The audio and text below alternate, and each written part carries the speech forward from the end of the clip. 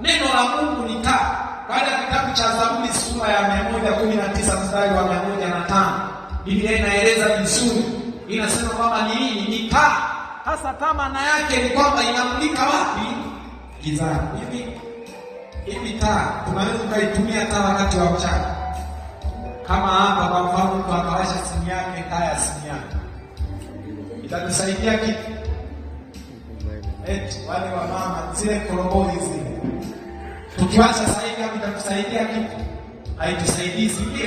Lakini usiku kukiwa na giza, tukiwasha zinatusaidia. Ndio maana ya taa hizi hapa tunazowaka ni mapambo tu. Sasa hivi hatujawasha kwa ajili ya kwamba zitusaidie hata kuona tunaona vizuri. Kwa hiyo kumbe ndivyo lilivyo neno la Mungu. Neno la Mungu ni taa, ni mwongozo unaotuweka katika msingi wa Mungu, ni mwongozo unaotupa kumjua Mungu. Wakati ambao tuko gizani, mwanadamu anapokuwa amezaliwa anakuwa katika maisha ya kuwa gizani. Kuna mambo mengi mtu anakuwa hajui. Sisi tulioko hapa bado hatujamjua Mungu zaidi.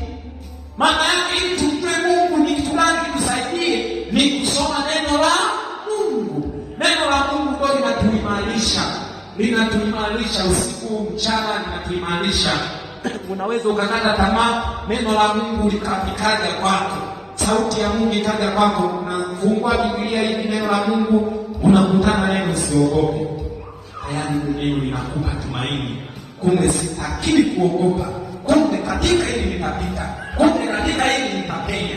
Maana yake hilo ndio taa yenyewe.